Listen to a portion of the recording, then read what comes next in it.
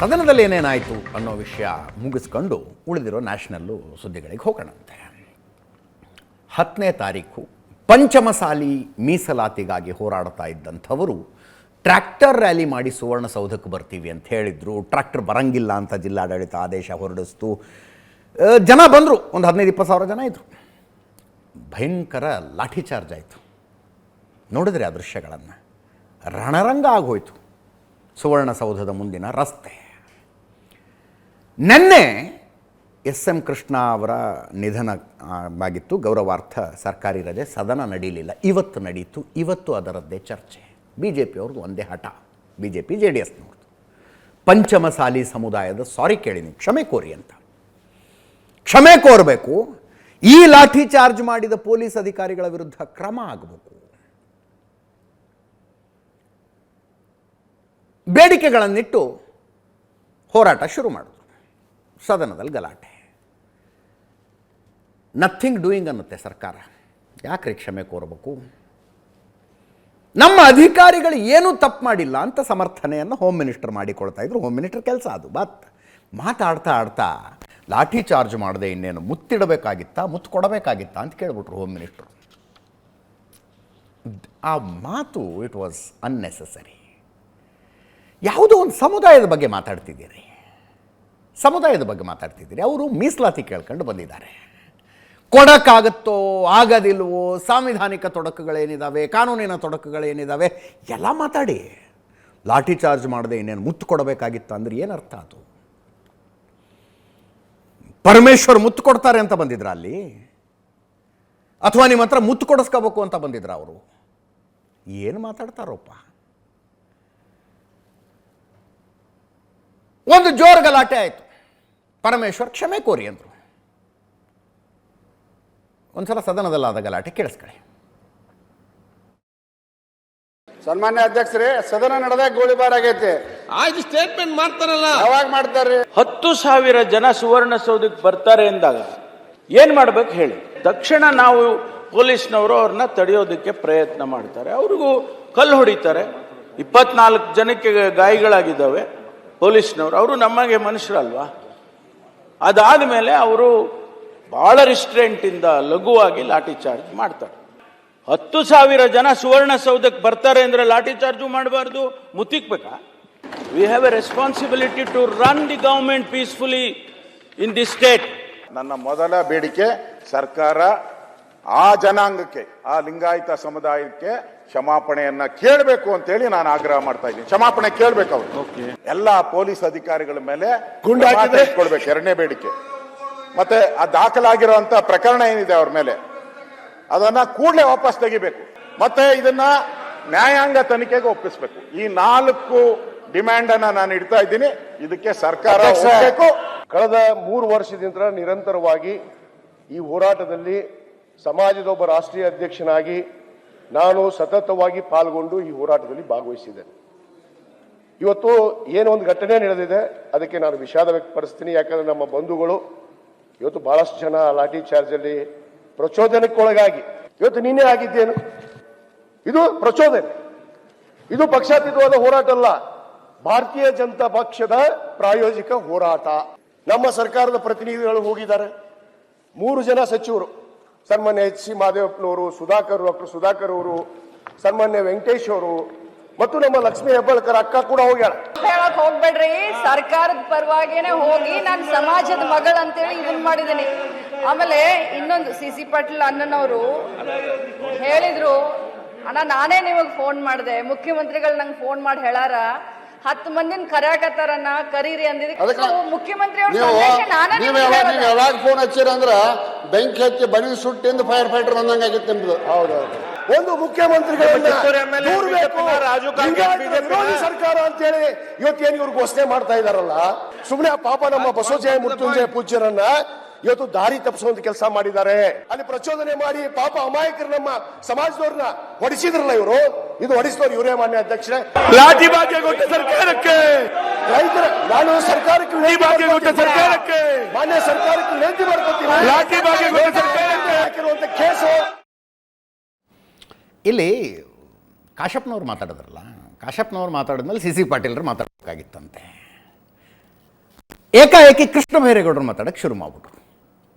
Speaker ಅವ್ರಿಗೆ ಅವಕಾಶ ಯಾಕೆ ಮಾಡಿಕೊಟ್ರು ಅಂತ ಬಿ ಜೆ ಪಿಯವ್ರಿಗೆ ಸಿಟ್ಟು. ನೀವ್ಯಾರು ಅಂತ ಕೇಳ್ತಾರೆ. Is a revenue minister. ಆದರೆ ರೆವಿನ್ಯೂ ಮಿನಿಸ್ಟರ್ಗೂ ಈ ಗಲಾಟೆಗೆ ಏನು ಸಂಬಂಧ ಅಂತ ಪ್ರಶ್ನೆ.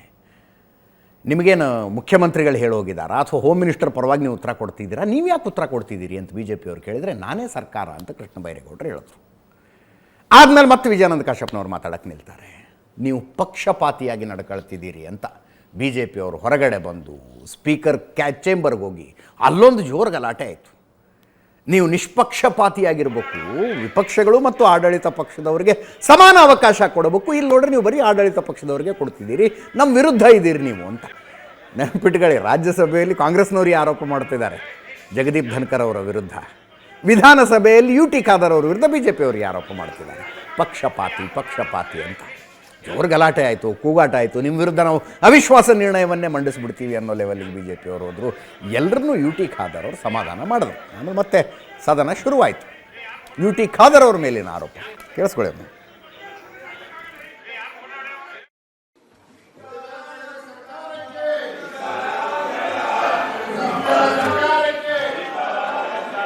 ಈಗ ಈ ಸ್ವಾಮೀಜಿಯನ್ನ ಯಾರು ಮಾಡಿದ್ರು? ಇವ್ರನ್ನ ತೊಗೊಂಬಂದು ಪೀಠಕ್ಕೆ ಕೂಡಿಸಿದ್ದು ಯಾರು? ಸಮಾಜ ಜನ.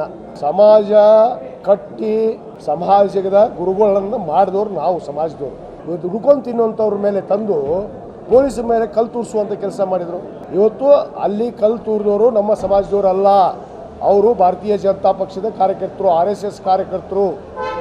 ಅವರು ಕಲ್ಲು ತೂರಿ ಇವತ್ತು ನಮ್ಮ ಸಮಾಜದ ಪಾಪ ಅಮಾಯಕರ ಮೇಲೆ ಇವತ್ತು ಪೊಲೀಸರು ಲಾಠಿ ಚಾರ್ಜ್ ಮಾಡುವಂಥ ಪರಿಸ್ಥಿತಿ ಬಂತು. ಸುವರ್ಣಸೌಧ ಮುತ್ತಿಗೆ ಹಾಕೋಕ್ಕೆ ಇವತ್ತೇನು ಕರೆಯನ್ನು ಕೊಟ್ಟರಲ್ಲ ಇದೇ ಸ್ವಾಮೀಜಿ, ಯಾರು ಪ್ರಚೋದನೆಗೆ ಒಳಗಾಗಿ ಕೊಟ್ಟರು? ಸಮಾಜ ಕಟ್ಟಿದ್ದೀವಿ, ಮುಂದೂ ಕೂಡ ಕಟ್ತೀವಿ, ಸಮಾಜದ ಮೀಸಲಾತಿಯನ್ನು ನಾವು ಕೊಡಿಸ್ತೀವಿ.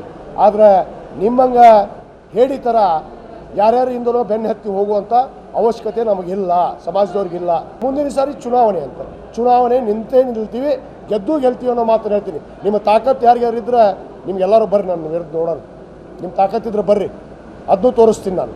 ಇಂಥವು ಬಿಸ್ಕೆಟ್ ಹೋಗಿದಿರ್ತಾರೆ, ಅವ್ಕೆ ಹೇಳಿರ್ತಾರೆ ಮಂತ್ರಿ ಮಾಡ್ತೀವಿ ಅಂತ ಹೇಳಿ, ಮತ್ತು ಅದು 50 ಕೋಟಿ ರೂಪಾಯಿ ವೀರಶೈವ ಲಿಂಗಾಯತರ ಇದಕ್ಕೆ ಅಭಿವೃದ್ಧಿ ಕೊಡ್ತೀನಿ ಅಂತ ಹೇಳಿರ್ತಾರೆ. ಬಿಸ್ಕೆಟ್ ಒಗೆಯೋ ನಾಯಿಗಳಿಂದ ಮಾತಾಡ್ಸೋರು ಏನಾಗೋದಿಲ್ಲ. ಎಲ್ಲಿ ಕರೆದಾರೆ, ಯಾರ ಮುಖಾಂತರ ಕರೆದಾರೆ?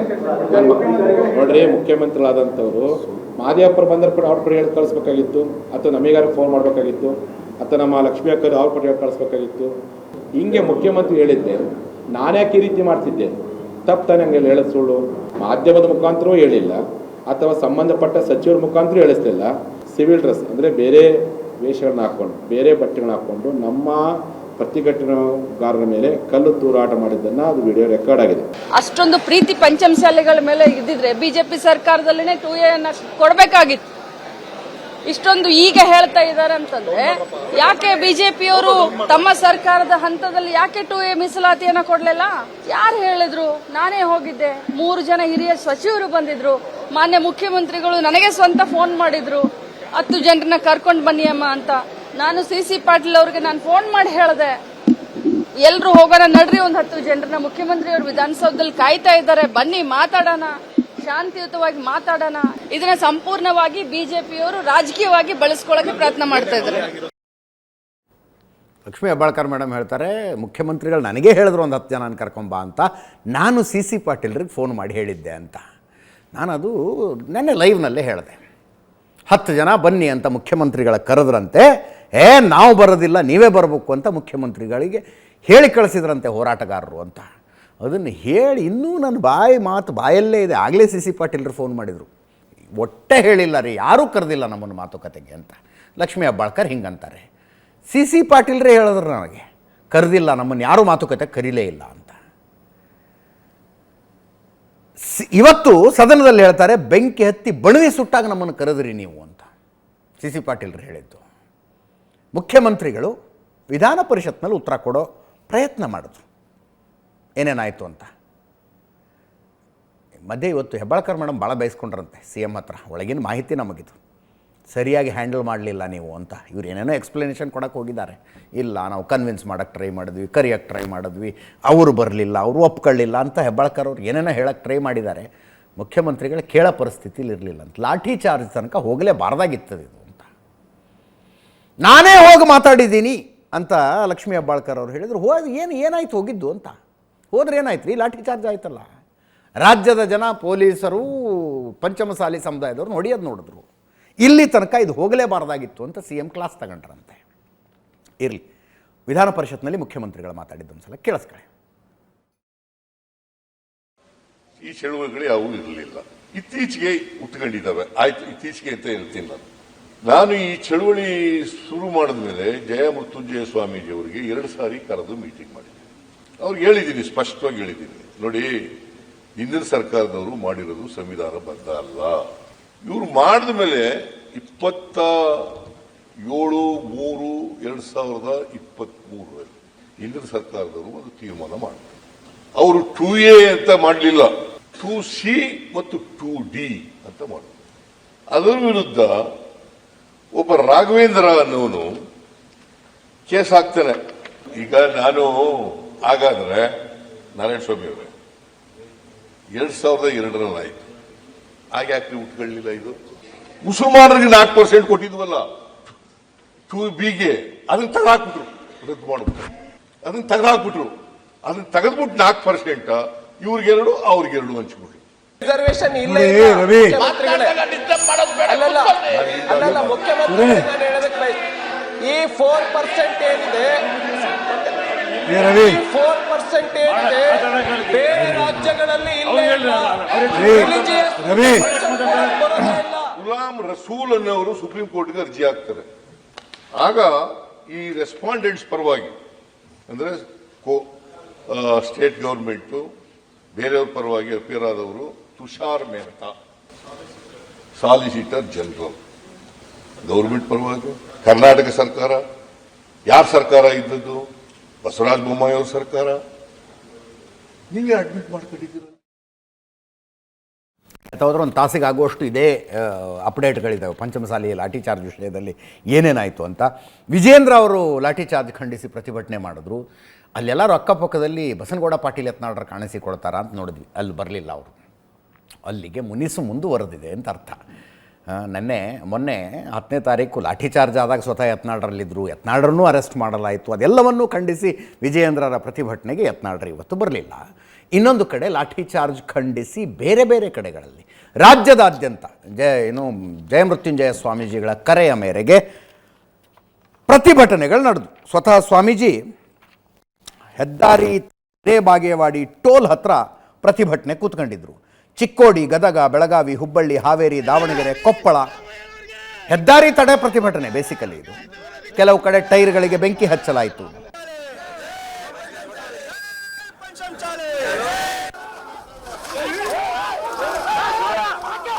ಇದು ಗದಗನಲ್ಲಿ ಟೈರಿಗೆ ಬೆಂಕಿ ಹಚ್ಚುವಾಗ ಪ್ರತಿಭಟನಾಕಾರರೊಬ್ಬರು ಕಾಲಿಗೆ ಬೆಂಕಿ ಹತ್ಕೊಂಡ್ಬಿಡ್ತು. ಭಯಂಕರ ಆಗ್ತವೆ ಈ ಥರದ ಇನ್ಸಿಡೆಂಟ್. ಕುರುಪಿನಲ್ಲಿ ಪೆಟ್ರೋಲ್ ಸುರಿದು ಬಿಡ್ತಾರೆ, ಧಗ್ ಅಂತ ಹತ್ಕೊಳತ್ತೆ. ಏನು ಅಪಾಯ ಏನಾಗಿಲ್ಲ, ಪ್ರಾಣಾಪಾಯ ಏನಾಗಿಲ್ಲ. ಪ್ರತಿಭಟನೆ ಮಾಡ್ತಾ ಇದ್ದ ಸ್ವಾಮೀಜಿಗಳು, ಪ್ರತಿಭಟನೆಗೆ ಕುಳಿತಿದ್ದ ಸ್ವಾಮೀಜಿಗಳು ಎಚ್ಚರಿಕೆ ಕೊಟ್ಟರು. ಕೊಡೋಕ್ಕಾಗೋದಿಲ್ಲ ಅಂದರೆ ಹೇಳಿಬಿಡಿ, ನಮಗೆ ನಿಮಗೆ ಮೀಸಲಾತಿ ಕೊಡೋಕ್ಕಾಗೋದಿಲ್ಲ ಅಂದರೆ ಹೇಳಿಬಿಡಿ. ನಿಮ್ಮ ಸರ್ಕಾರ ಇರೋ ತನಕ ಕೇಳೋದಿಲ್ಲ ನಾವು. ಅಲ್ಲಿ ತನಕ ಸಮಾಜದ ಸಂಘಟನೆ ಮಾಡ್ತೀವಿ. 2028ರಲ್ಲಿ ಯಾವ ಸರ್ಕಾರಕ್ಕೆ ನಮ್ಮ ಮೇಲೆ ಪ್ರೀತಿ ಇದೆಯೋ ಆ ಸರ್ಕಾರ ತರ್ತೀವಿ ಅಂತ. ಕೇಳಿಸ್ಕೊಳ್ಳಿ. ಈ ಹೋರಾಟವನ್ನು ಕುಗ್ಗಿಸ್ಬೇಕು, ಬಗ್ಗಿಸ್ಬೇಕು ಅಂತ ಪ್ರಯತ್ನ ಪಟ್ಟರು ನಾವು ಹೋರಾಟ ನಿಲ್ಲಿಸ್ತಿಲ್ಲ. ಅಂಜಿಸೋ ಪ್ರಯತ್ನ ಪಡಾಗಲಿಲ್ಲ. ಹಾಗಾಗಿ ಕೊನೆಯ ಪ್ರಯೋಗ ಮಾಡಿದ್ರು, ಮಾರಣಾಂತಿಕ ಹಲ್ಲೆ ಮಾಡಿದರೆ ಈ ಹೋರಾಟ ನಿಲ್ಲುತ್ತೆ ಅಂತೇಳಿ ಈ ಹೋರಾಟ ನಿಂತಿಲ್ಲ. CM ಹೇಳಕ್ಕೆ ಇಷ್ಟಪಡ್ತೀರಿ, ನೀವು ಬಸವಣ್ಣವ್ರ ಫೋಟೋ ಹಾಕಿದ್ದಕ್ಕೆ ಭಾಳ ಖುಷಿ ಪಡ್ತೀವಿ. ಆದರೆ ಆ ಪರಂಪರೆ ಜನರ ಮೇಲೆ ಮಾರಣಾಂತಿಕವಾದಂಥ ಹಲ್ಲೆ ಮಾಡಲಿಕ್ಕೆ ತಾವು ಆದೇಶ ಮಾಡಿದ್ದು ನಿಜವಾಗ್ಲೂ ಒಳ್ಳೆಯ ಬೆಳವಣಿಗೆ ಇಲ್ಲ. ಈ ಮೂಲಕವಾಗಿ ನಿಮ್ಮನ್ನು ಲಿಂಗಾಯತ ವಿರೋಧಿ ಅನ್ನುವಂಥ ಮಾತನ್ನು ಇವತ್ತು ಸಾರ್ವಜನಿಕರು ಕೇಳಿ ಬರ್ತಾ ಇದೆ. ನಾನು ನಮ್ಮ ಎಲ್ಲ ಜನ ಶಾಸಕ ಹೇಳಕ್ಕೆ ಇಚ್ಛೆಪಡ್ತೀನಿ, ಈ ಜನಾಂಗದಲ್ಲಿ ಹುಟ್ಟಿದ್ದೀರಿ, ಅಧಿವೇಶನ ಮಾತಾಡಿ ಅಂತ. ನಾವು ಹೊರಮಾಡ ಅಧಿವೇಶನದಲ್ಲಿ ಪಕ್ಷಾತೀತವಾಗಿ ಇಂತಹ ಮಾರಣಾಂತಿಕ ಹಲ್ಲೆಯ ಕುರಿತು ನೀವು ಏನಾದರೂ ಮಾತಾಡದೆ ಹೋದರೆ ನೀವೇನು ಧ್ವನಿ ಎತ್ತಿದ್ದು ಹೋದರೆ 2028ಕ್ಕೆ ನಮ್ಮ ಜನ ತಮ್ಮ ಹೃದಯದ ಏನು ಗೌರವ ಇಟ್ಟಲ್ಲ ಆ ಗೌರವದಿಂದ ದೂರ ಊರುವಂಥ ಸಾಧ್ಯತೆ ಇದೆ ಅನ್ನುವಂಥ ಎಚ್ಚರಿಕೆ ಮಾತನ್ನು ನಮ್ಮೆಲ್ಲ ಶಾಸಕರು ಪಕ್ಷಾತೀತ ಹೇಳಿಕೆ ಇಚ್ಛೆಪಡ್ತೀನಿ. ನಮ್ಮ ಹೋರಾಟದಿಂದ ನಿಮ್ಮ ಸರ್ಕಾರಕ್ಕೆ ಏನಾದರೂ ಡಿಸ್ಟರ್ಬ್ ಆಗಿದ್ರೆ ಓಪನ್ 2 ಅಧಿವೇಶನದಲ್ಲಿ ನಾನು ಅಧಿಕಾರಿ ಇರೋವರೆಗೂ ನಿಮ್ಮ ಲಿಂಗಾಯತರು ನಾವೇನು ಕೊಡೋಕ್ಕಾಗಲ್ಲ ಅಂತ ಸ್ಪಷ್ಟವಾಗಿ ಹೇಳ್ಬಿಡ್ರಿ. ನಾವು ಹೋರಾಟ ಮಾಡೋಕ್ಕೆ ನೀವಿರೋವರೆಗೂ ನಿಮ್ಮ ಸರ್ಕಾರ ವಿರುದ್ಧ ಹೋರಾಟ ಮಾಡೋಕ್ಕೆ ಹೋಗಲ್ಲ. ಜನರ ಸಂಘಟನೆ ಮಾಡ್ತೀನಿ. 2028ಕ್ಕೆ ನಮ್ಮನ್ನು ಪ್ರೀತಿ ಮಾಡುವಂಥ ನಮ್ಮನ್ನು ಗೌರವಿಸುವ ಸರ್ಕಾರವನ್ನು ನಾವು ಅಧಿಕಾರ ತರ್ತೀವಿ.